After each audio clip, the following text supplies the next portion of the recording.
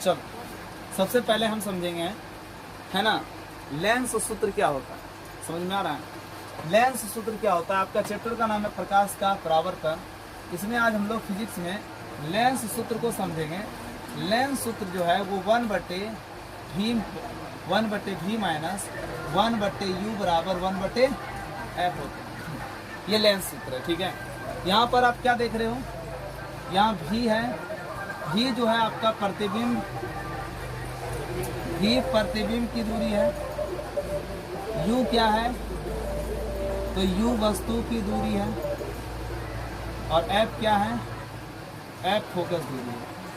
f क्या बताइए, focus दूरी। कोई दिक्कत समझने में यहाँ तक? कोई दिक्कत? तो क्या क्या बात कर रहे हैं हम?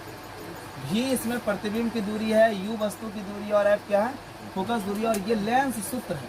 इस लेंस सूत्र को याद रखिएगा, 1/v माइनस 1/u बराबर 1/f। कल हम इसको प्रूव करके दिखाएंगे, ठीक है। आज हम लोग, है ना, टॉपिक चेंज कर रहे हैं। आज हम लोग समझेंगे लेंस का आवर्धन। समझ रहे हैं कि नहीं समझ रहे हैं? लेंस का आवर्धन देखो,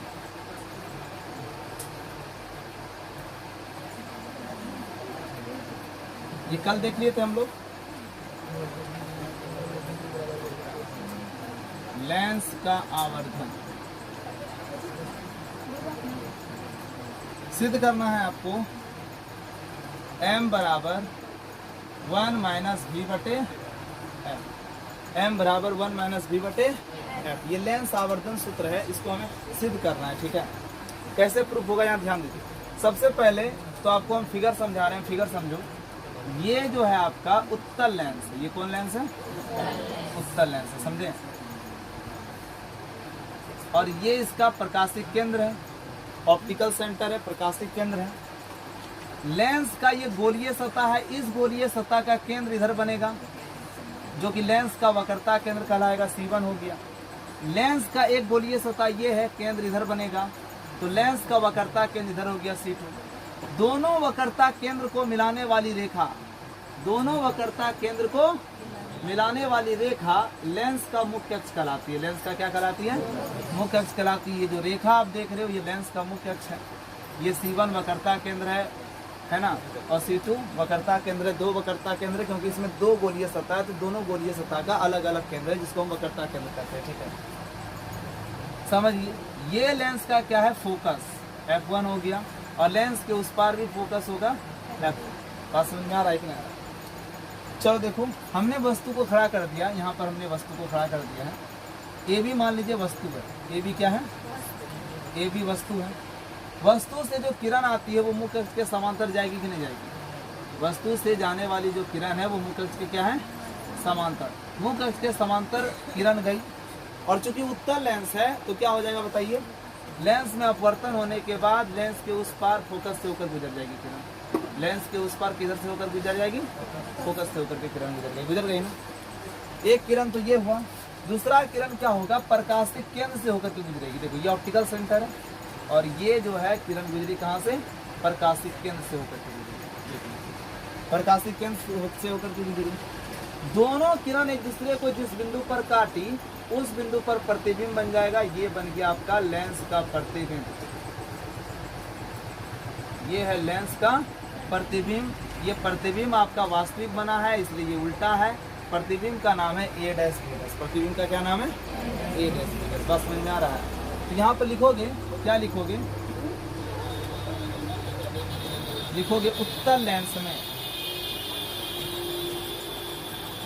उत्तल लेंस में ए भी क्या है? वस्तु है, और A', B' क्या है? प्रतिबिंब है। समझ में आ रहा है कि नहीं आ रहा है? चलो देखो, वस्तु की ऊंचाई, ये भी वस्तु है, वस्तु की ऊंचाई h है। वस्तु की ऊंचाई कितनी है? h क्या है? वस्तु की ऊंचाई है। और h' जो है, मान लीजिए प्रतिबिंब की ऊंचाई। h' किसकी ऊंचाई है? प्रतिबिंब की ऊंचाई। कोई दिक्कत? उसके बाद चूंकि देखिए ये वस्तु यहाँ पर खड़ा है, और ये प्रकाशिक केंद्र आपको पता है, चिन्ह परिपाटी कहता है कि सभी दुनिया ऑप्टिकल सेंटर से मापी जाती है, प्रकाशिक केंद्र से मापी जाती है। तो प्रकाशिक केंद्र से ये जो वस्तु यहाँ पर खड़ा है, इसकी दूरी हो गया u। क्या हो गया? u। तो यहाँ पर u क्या है? वस्तु की दूरी है। u वस्तु की दूरी है। और चूंकि देखिए ये प्रतिबिंब बना हुआ है तो ये आपका ऑप्टिकल सेंटर से प्रतिबिंब की जो बीच की दूरी है वो क्या हो जाएगा v। तो इसमें v क्या है, v प्रतिबिंब की दूरी है। सबको समझ में आ रहा है? हम सबका दूरी लिख रहे हैं, माप लिख रहे हैं, ठीक है। चलिए ठीक है। ए बी वस्तु की ऊंचाई h है ना, a डैश b डैश प्रतिबिंब की ऊंचाई h डैश है। प्रकाशीय केंद्र से वस्तु के बीच की दूरी u है। प्रकाशीय केंद्र से प्रतिबिंब के बीच की दूरी, प्रतिबिंब की दूरी क्या है, v। यहाँ तक समझने में कोई दिक्कत? चलिए अब यहाँ पर ध्यान दीजिए आप लोग, आप जानते हो, अच्छा एक चीज और, आप ये आपका जो है ये आपका फोकस है और ये आपका प्रकाश केंद्र है। तो प्रकाश केंद्र और फोकस के बीच की दूरी को फोकस दूरी कहते हैं। तो यहाँ से लेकर के f के बीच की दूरी जो है वो फोकस दूरी क्या है, f है। बात समझ में आया? यहाँ छोटी f क्या है, फोकस दूरी। कोई दिक्कत? फोकस दूरी समझने में कोई दिक्कत नहीं। चलिए अब हम आगे की बात बताते हैं। सबसे पहले आप जानते हो आवर्धन के सूत्र से, आवर्धन का सूत्र, आवर्धन का सूत्र पता है आप लोगों को क्या होता है? आवर्धन का परिभाषा क्या कहता है? आवर्धन बराबर होता है प्रतिबिंब की ऊंचाई बटे वस्तु की ऊंचाई। प्रतिबिंब की ऊंचाई और वस्तु की ऊंचाई के अनुपात को आवर्धन कहते हैं। तो आपका आवर्धन को m से सूचित करते हैं। तो m बराबर प्रतिबिंब की ऊंचाई h डैश और वस्तु की ऊंचाई क्या हो गई, h। तो यहाँ तक समझने में किसी भी बच्चे को प्रॉब्लम है? m बराबर आपका निकल गया h डैश बटे h। कोई दिक्कत यहाँ तक समझने में? अब इसके फिगर पर गौर कीजिए। इस फिगर में देखिए ए बी ओ और ए डैश बी डैश ओ, इस दोनों त्रिभुज में हम देखेंगे। समझिए, सबसे पहले ये छोटा वाला त्रिभुज आप देख रहे हो, ये वाला त्रिभुज आप देख रहे हो। इस त्रिभुज में देखिए, इसको समीकरण 1 बना दीजिए।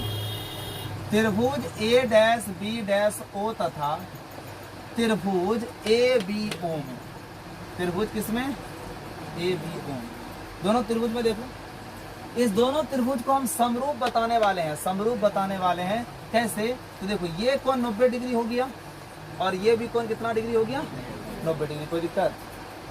ये वाला कोण और ये वाला कोण, ये दोनों कोण आपस में बराबर हो जाएगा, क्योंकि आप पढ़े हो जब दो सरल रेखा एक दूसरे को प्रतिच्छेदित करती है तो प्रतिच्छेदन बिंदु के आमने और सामने का कोण शीर्षाभिमुख कोण कहलाता है।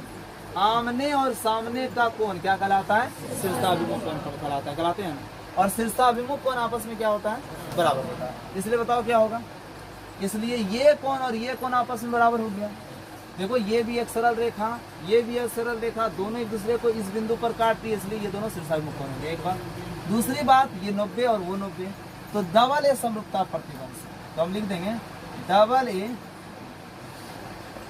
समरूपता प्रतिबंध से त्रिभुज ए डैश बी डैश ओ तथा त्रिभुज ए बी ओ दोनों क्या हो गया, दोनों समरूप हो गया। दोनों क्या हो गया, समरूप। ये समरूप का सिंबल है। जब दो त्रिभुज समरूप होता है तो उसके संगत भुजा का अनुपात बराबर हो जाता है। ये बात हम आपको पहले भी बता चुके हैं। तो दोनों त्रिभुज समरूप हो गया है, तो ए डैश बी डैश, तो संगत भुजा के अनुपात से आप डायरेक्ट लिख सकते हो। इसलिए संगत भुजा के अनुपात से, संगत भुजा के अनुपात से बच्चों त्रिभुज ए डैश बी डैश ओ का जो त्रिभुज ए डैश बी डैश ओ का जो भुजा ए डैश बी डैश है, ये वाला भुजा का अनुपात ए डैश बी डैश का अनुपात ए बी से बराबर हो जाएगा।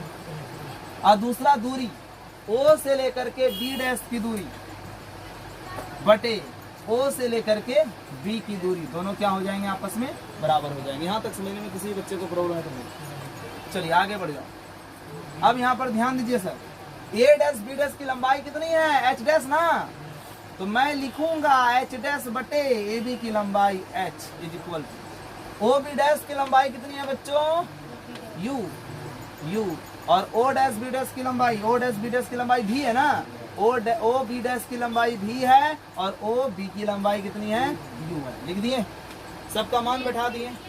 चलो अब यहाँ पर आप जानते हो चिन्ह परिपाटी लगाएंगे हम। चिन्ह परिपाटी से चिन्ह परिपाटी से क्या हो जाएगा बताओ, चिन्ह परिपाटी से क्या हो जाएगा, आपको पता है कि आपतित किरण के दिशा में मापी गई सभी दूरी धनात्मक होती है, आपतित किरण के विपरीत दिशा में मापी गई सभी दूरी, मुख अक्ष के ऊपर मापी गई वस्तु की ऊंचाई या प्रतिबिंब की ऊंचाई धनात्मक होती है, मुख अक्ष के नीचे मापी गई वस्तु या प्रतिबिंब की ऊंचाई ऋणात्मक होती है। तो क्या समझना है आपको, यहाँ ध्यान दो, ये एच डैश क्या है, मुख अक्ष के ऊपर है ना, बोलो ना, ये एच डैश मुख अक्ष के नीचे है, यस एच डैश मुख अक्ष के नीचे है बाबू, तो चिन्ह परिपाटी से इसका चिन्ह माइनस एच डैश होगा ना, और एच क्या है, वस्तु क्या है, ऊपर है, इसलिए इसका चिन्ह धनात्मक हो जाएगा, आपका एच पॉजिटिव हो गया बराबर। बच्चों देखो तो क्या है, भी प्रतिबिंब की दूरी आपतित किरण की दिशा में ना, क्योंकि खुट्टा यहाँ पर गाड़ोगे दौड़ोगे इधर की इधर जी, प्रतिबिंब मेरा इधर है तो इधर में दौड़ोगे, तो आपतित किरण की दिशा में दौड़े हैं तो क्या हो जाएगा, पॉजिटिव ना। चलिए यू क्या है, इस तरफ दौड़ेंगे निगेटिव ना, माइनस यू, चिन्ह परिपाटी लग गया। किसी को समझने में कोई दिक्कत है तो बोलो। तो क्या हो गया देख लीजिए, यहाँ पर देखो क्या हो गया, एच डैश बटे एच हो गया, और आपका क्या हो गया, तो देखो क्या हो गया, ये तो plus minus cancel, minus minus cancel हो जाएगा, तो आपका एच डैश बराबर भी बटे यू, देखो ये माइनस माइनस कैंसिल ना, तो आपका एच डैश बटे एच बराबर भी बटे यू निकलेगा। किसी को समझने में कोई प्रॉब्लम है तो बताओ। अब आप जानते हो आवर्धन सूत्र, सॉरी लेंस सूत्र, लेंस सूत्र क्या होता है देख लो। अब हम लेंस सूत्र लगाने वाले हैं यहाँ पर, अब लेंस सूत्र से इसको समीकरण 2 ले लो। लेंस सूत्र कहता है, क्या कहता है देख लो, लेंस सूत्र कहता है 1 बटे भी माइनस 1 बटे यू बराबर 1 बटे एफ, कहता है कि नहीं कहता है, 1 बटे भी माइनस 1 बटे यू बराबर 1 बटे एफ। कोई दिक्कत यहाँ तक समझने में कोई दिक्कत? हम क्या करने वाले हैं, अब दोनों पक्षों में भी से गुना कर देंगे, दोनों पक्षों में किससे गुना कर देंगे, भी से गुना करने पर, चलो गुना कर देंगे तो क्या हो जाएगा बताओ, 1 बटे भी माइनस 1 बटे यू बराबर 1 बटे एफ पहले से था, इस पक्ष में हमने भी से गुना किया, हेलो भी गुना 1 बटे भी माइनस 1 बटे यू बराबर 1 बटे एफ गुना भी हो गया ना, इसके नीचे कितने तो 1 है, भी गुना 1 भी बटे भी माइनस भी बटे यू भी बटे एफ, भी कैंसिल ना, तो क्या हो जाएगा बच्चों, 1 माइनस भी बटे यू बराबर भी बटे एफ। कोई दिक्कत यहाँ तक समझने में कोई दिक्कत नहीं? देखो आपका एच डैश बटे एच एम के बराबर है कि नहीं, हाँ, तो आप यहाँ पर एच डैश एच के जगह पर आप यहाँ पर एम लिख सकते थे, तो एम बराबर भी बटे यू हो जाता। आप समीकरण देखिए, समीकरण 2 और समीकरण 1 को देखिए, समीकरण 1 और 2 यहाँ पर कह रहा है, लिखेंगे यहाँ पर, चूंकि समीकरण 1 एवं 2 से क्या हो जाएगा बताइए, एच डैश एच कहता है मैं एम के बराबर हूँ, और इसमें एच डैश एच कहता है भी बटे यू बराबर है, तो एच डैश, तो बताओ है ना, एच डैश एच जो है एम के बराबर है, एच डैश एच जो है भी बटे यू के बराबर, तो भी बटे यू और एम में कैसा रिलेशनशिप होगा, बराबर का होगा। ये कहता है मैं इससे बराबर हूँ, ये कहता है मैं इससे बराबर हूँ, ये इससे बराबर है, ये इससे बराबर है, अर्थात m बराबर क्या हो जाएगा, v बटे u हो जाएगा। इसको समीकरण 3 बना लो। अब ध्यान दो, 1 माइनस v बटे u के जगह पे आप क्या लिख सकते हो, m लिख सकते हो, बराबर v बटे f। कहाँ से आया बच्चों, समीकरण 3 से, समीकरण कहाँ से, 3 से। अब क्या हो जाएगा देख लो, ये प्लस v बटे f इधर जाएगा माइनस हो जाएगा, ये माइनस से उधर जाएगा प्लस हो जाएगा, तो 1 माइनस भी बटे एफ बराबर क्या निकल गया, एम निकल गया ना। तो कहने का मतलब आप क्या लिख सकते हो, एम बराबर 1 माइनस भी बटे एफ, यही है आवर्धन सूत्र, और ये हो गया आपका प्रूफ। किसी को समझने में कोई दिक्कत, बोलो दिक्कत है तो बोलो, फिर से बता दें, फिर से बता दें, चलो ठीक है, इसको नोट करो। अच्छा लगा हो तो लाइक करो, सब्सक्राइब करो और शेयर करो। धन्यवाद।